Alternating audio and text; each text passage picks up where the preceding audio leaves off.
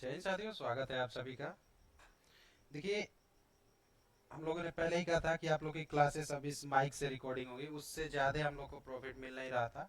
इसकी वजह से क्लासेस इंटरप्ट थी और बीच में हम लोगों ने क्लासेस को मतलब रोका था। तो देखिए, आज की इस वीडियो में हम लोग समझेंगे कि हिंदी के लगभग सारे चैप्टर्स कंप्लीट हो चुके हैं। अब उस पर हम लोग क्विज देखेंगे, मतलब प्रश्न उत्तर बहुविकल्पी। ठीक, 20 क्वेश्चन होंगे। आप लोग देखते हैं कितने प्रश्नों का सब जवाब सही सही दे पाते हैं। ठीक, तो चलिए अपने पहले क्वेश्चन की तरफ बढ़ते हैं। उससे पहले आप लोग के लिए एक मोटिवेशनल कोट है। क्रोध हमें उन लोगों से भी दूर कर देता है जो लोग हमें सच में मानते हैं। यानी कि बेमतलब का कभी भी क्रोध नहीं करना चाहिए जब तक उसके तह को आप अच्छी तरीके से समझ ना लें। ठीक, किसी चीज को तभी उसका डिसीजन ले लीजिए जब उसके बारे में अच्छी तरीके से पता हो। ठीक, तो चलिए पहले क्वेश्चन की तरफ बढ़ते हैं। बताइए, कंकाल के लेखक कौन है?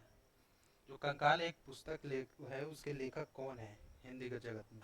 तो कंकाल के लेखक भैया कौन है?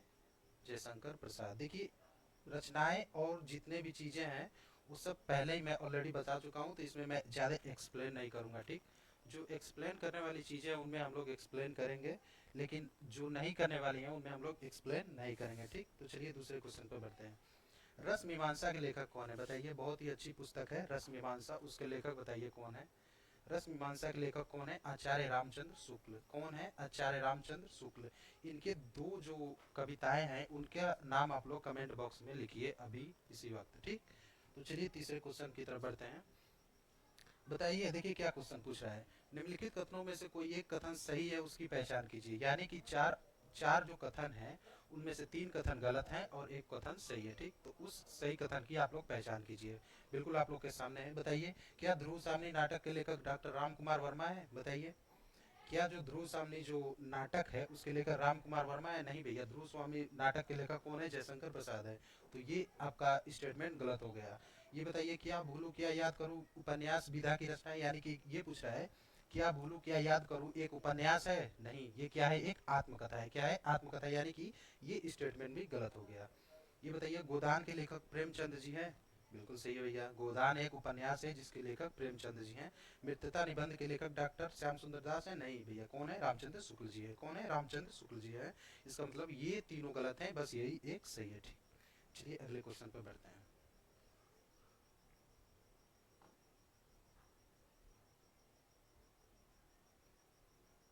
एक मिनट रुक जाइए आप लोग।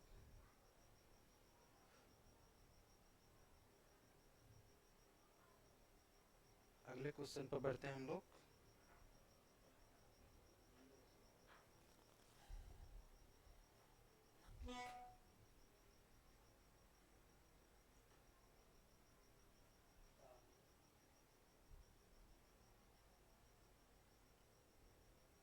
तो चलिए अगले क्वेश्चन पर बढ़ते हैं। ठीक, उपन्यास भूले बिसरे चित्र के लेखक बताइए कौन है? भूले बिसरे जो चित्र है, ये एक उपन्यास है, उसके लेखक कौन है आपके?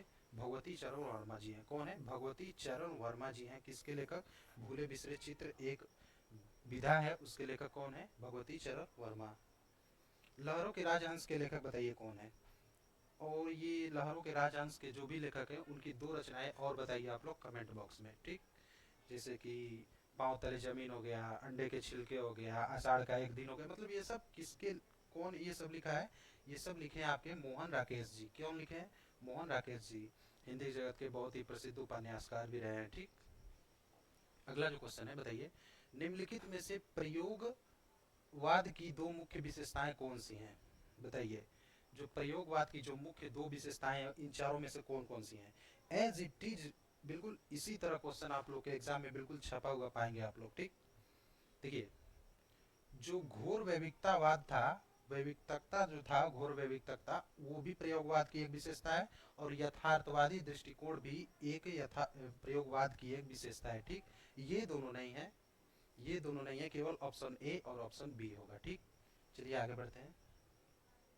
साकेत महाकाव्य के रचनाकार कौन है? साकेत जो महाकाव्य है उसके रचनाकार कौन है? बताइए, जो साकेत एक बहुत ही अच्छा महाकाव्य है उसके रचनाकार कौन है आपके? मैथिली शरण गुप्त जी हैं। कौन है?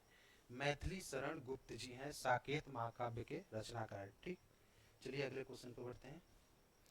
प्रगतिवाद युग की दो विशेषताएं कौन सी हैं? जो प्रगतिवाद जो युग होता है उसकी दो मुख्य विशेषताओं के बारे में पूछना चाह रहे हैं आप लोगों से। बिल्कुल बोर्ड पर सामने आपकी चार विशेषताएं हैं, उनमें से दो विशेषताएं हैं, दो विशेषताएं नहीं है। तो बताइए कौन सी दो विशेषताएं हैं, बताइए।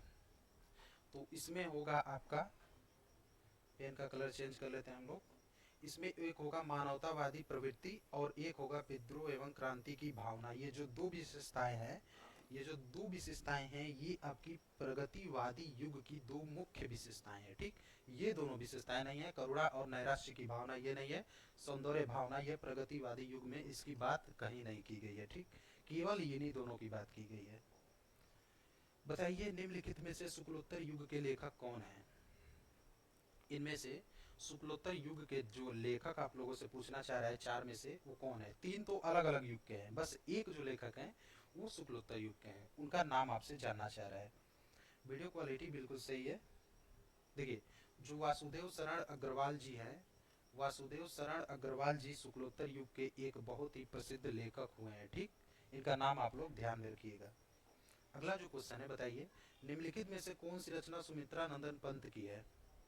निम्नलिखित में से कौन सी ऐसी रचना है इन चारों में से जो सुमित्रा नंदन पंत जी की है? बताइए वो कौन सी है? युगवाणी। युगवाणी।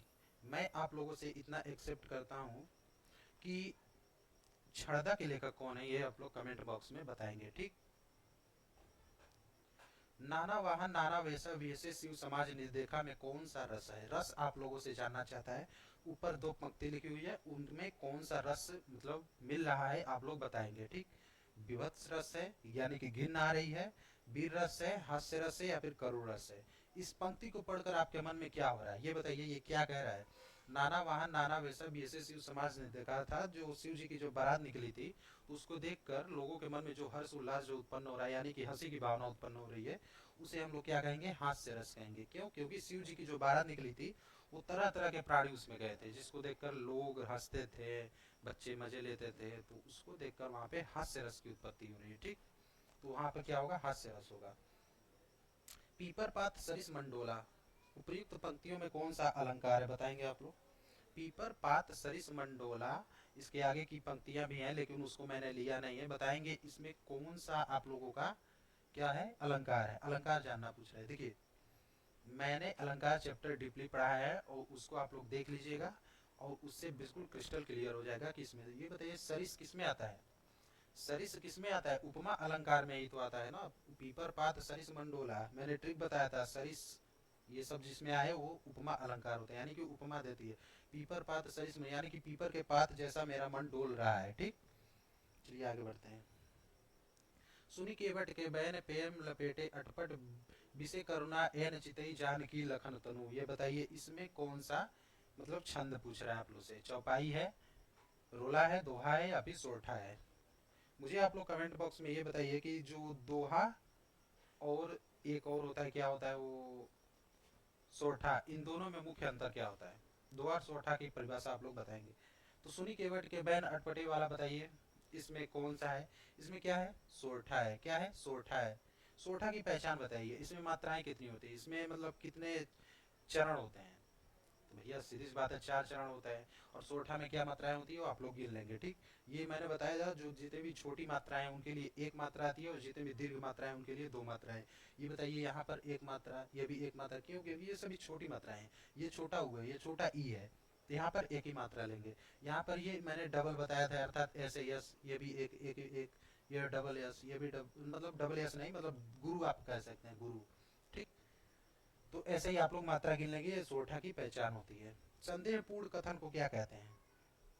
बताइए आप लोग कमेंट बॉक्स में, संदेहपूर्ण कथन को क्या कहते हैं? जिस वाक्य को पढ़कर हम संदेह में बोले, किसी भी वाक्य को हम संदेह में बोले, तो वहां से कौन सा कथन उत्पत्ति होती है? भैया संदेहपूर्ण कथन में कौन सा होगा? संदेह ही तो होगा ना, कुछ और थोड़े होगा। संदेहपूर्ण कथन में क्या होगा? संदेहात्मक वाक्य होगा। विकारी पद नहीं है। ये बताइए विकारी कहते किसे हैं? संज्ञा सर्वनाम क्रिया विशेषण। संज्ञा सर्वनाम क्रिया विशेषण को ही विकारी शब्द कहते हैं। गाय क्या है? एक संज्ञा है। सभा क्या है? एक संज्ञा है। प्रतिदिन क्या है? कौन सा संज्ञा आप लोग बताएंगे?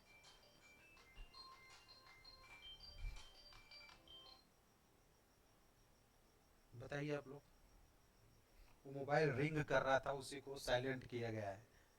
बताइए, गाय में गाय एक संज्ञा है, समय एक संज्ञा है, रमेश भी एक संज्ञा है, लेकिन प्रतिदिन क्या है? प्रतिदिन कोई नहीं है। क्या है? एक प्रोसीजर है, ये कोई संज्ञा नहीं है। और विकारी पद की अपनी एक पहचान होती है कि विकारी पद में केवल चार ही चीज आते हैं, संज्ञा, सर्वनाम, क्रिया और विशेषण। प्रतिदिन कोई भी इन चारों में से नहीं आता है। ठीक, तो प्रतिदिन नहीं होगा विकारी पद। चलिए आगे बढ़ते हैं। अनुग्रह शब्द में प्रयुक्त उपसर्ग बताएंगे। ये बताइए क्या लिखा है ये अनुग्रह। बताइए इसमें उपसर्ग क्या होगा और प्रत्यय क्या होगा। अगर आप लोग इसे तोड़ेंगे तो इसमें ये टूटेगा, अनु अलग हो जाएगा और ग्रह अलग हो जाएगा। ये बताइए, जो आगे रहता है उसे उपसर्ग कहते हैं, जो पीछे रहता है उसे क्या कहते हैं? प्रत्यय कहते हैं। तो इसमें आगे वाला उपसर्ग, पीछे वाला प्रत्यय। तो ये पूछ रहा है उपसर्ग, तो उपसर्ग क्या हो जाएगा? आपका अनु हो जाएगा। अगर हमसे प्रत्यय पूछता तो हम ग्रह बताते हैं। ठीक, चलिए आगे बढ़ते हैं। त्रिवेणी में कौन सा समास है? मैंने ये बताया था, किसी भी शब्द का अगर प्रथम जो पद है वो गिनने वाला हो जाता है तो वहां पे कौन सा समास होता है बताएंगे। द्वंद्व में क्या होता है? बीच में योजक चिन्ह आता है, ऐसे पाई आती है। और द्विगु में क्या क्या होता है? यही होता है। क्या होता है? इसमें जो पहला जो शब्द होता है वो गिनने वाला। त्रिवेणी यानी कि तीन वेणियों का संगम, तीन तीन की बात कर रहा है ना। त्रिवेणी, पंचवटी, दशानन, त्रिनेत्रधारी, ये सब क्या है? सभी गिनने वाली शुरू में है। तिरा, चौराहा, ये सभी क्या आएंगे? आपकी द्विगु होंगी। निम्नलिखित शब्दों में से कौन सा गंगा का पर्यायवाची शब्द नहीं है? तीन शब्द गंगा के पर्यायवाची हैं, एक शब्द नहीं है, उसकी पहचान कीजिए आप लोग। ठीक, ये बताइए। भागीरथी भी गंगा को कहते हैं, सूर सरिता भी गंगा को कहते हैं, लेकिन देव नदी भी गंगा को कहते हैं। और बताइए कालिंदी किसे कहते हैं? क्या कालिंदी कहते हैं हम गंगा को? नहीं भैया, कालिंदी गंगा को नहीं कहते हैं। कालिंदी हम गंगा को नहीं कहते हैं। ठीक, चलिए अगले क्वेश्चन पर। वर्षा होती तो अन्न उपजता, इसको बताइए कैसा वाक्य है? इसको पढ़कर आप लोग को कैसा लग रहा है? इसमें इच्छा जताई जा रही है, या फिर मना किया जा रहा है, या फिर आज्ञा दिया जा रहा है, या फिर बताइए क्या किया जा रहा है? इसमें संकेत किया जा रहा है, क्या किया जा रहा है बताइए इसको। वर्षा होती तो अन्न उपजता, ये बताइए इसमें क्या संकेत ही तो किया जा रहा है ना। अगर वर्षा हुई होती ना तो अन्न अच्छा उपजता, यानी कि संकेत किया जा रहा है। ठीक, इच्छा नहीं किया जा रहा है। काश वर्षा होती तब ना इच्छा होता, लेकिन यहाँ पर कह रहा है वर्षा होती तो अन्न उपजता, इसका मतलब संकेत किया जा रहा है। ठीक, सेकंड लास्ट क्वेश्चन बताएंगे।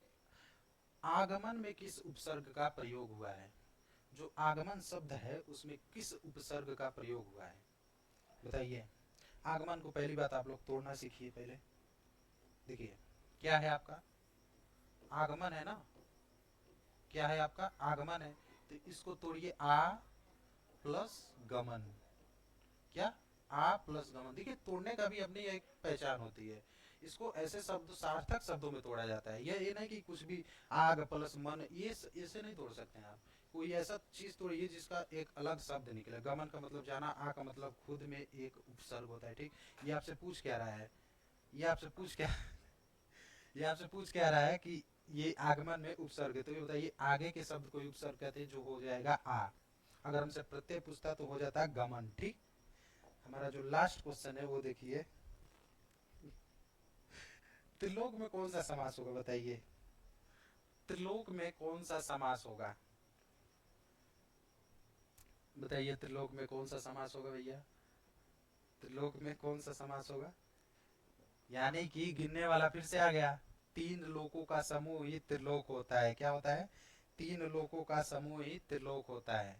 देखिए पर्सनली एक सजेशन देना चाहूंगा कि इस समय तबीयत सही ना होने के कारण हमें इस प्रकार के काढ़े का सेवन करना पड़ रहा है।